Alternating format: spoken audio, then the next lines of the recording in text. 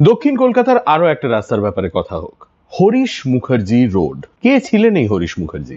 জন্ম 1824 সালে, ছোটবেলা কেটেছে এই পাড়াতেই, ভবানীপুরেই। মাত্র 14 বছর বয়সে তাকে লেখাপড়া ছেড়ে দিতে হয় কাজের খোঁজ করতে।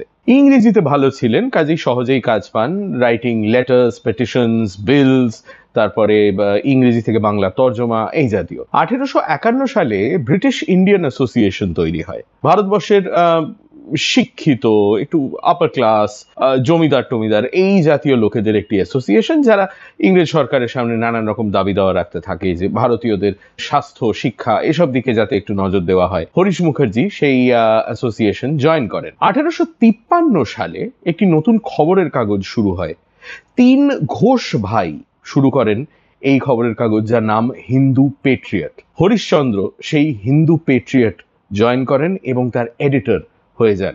নানান রকম সাহসী লেখা তিনি লেখেন।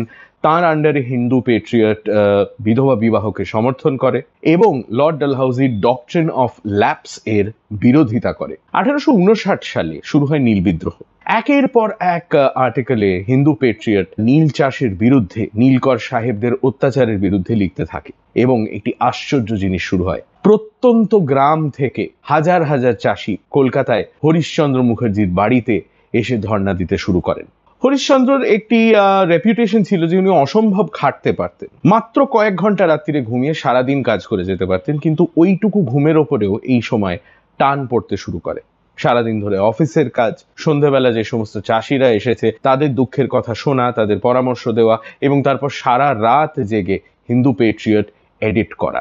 এইভাবে কাজ করতে থাকলে বেশি দিন শরীর ভালো থাকা সম্ভব নয়। হলো তাই। হরিশচন্দ্র মুখার্জির যক্ষা মানে টিউবারকিউলোসিস, টিবি ধরা পড়ল।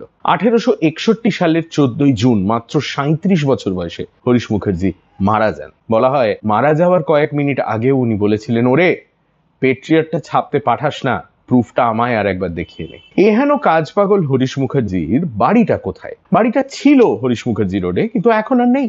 বাড়িটা ভাঙা হয়ে গেছে এবং তার জায়গায় তৈরি হয়েছে এই আধুনিক হাল ফ্যাশনের বাড়ি। পাড়ার লোকে আপনাকে বলবে যে ওখানে শুধু তার বাড়িই ছিল না, তার সামনে কর্পোরেশনের সাইনবোর্ডও ছিল, যাতে লেখা ছিল হাউস অফ হরিশ মুখার্জি। প্রথমে সেই সাইনবোর্ডটা হাপিস হয়, তারপর গোটা বাড়িটাই হাপিস হয়ে যায়। এবং যখন তার বাড়ি ভাঙা হয়, পাড়ার লোকে আপনাকে এও বলবে যে তাড়া তাড়া হিন্দু পেট্রিয়ট স্রেফ তুলে জঞ্জালে ফেলে দেওয়া হয়। ইতিহাস নিয়ে কারোর খুব একটা কিছু এসে যায় না, বুঝছেন তো আমাদের দেশে। আপনার যদি এসে যায় এবং আপনি কলকাতার ইতিহাসের ব্যাপারে আরো জানতে চান, তাহলে আমায় ফলো করুন ইনস্টাগ্রামে, আর ইউটিউবে সাবস্ক্রাইব করুন টু হাফ প্যান্ট হিস্ট্রি।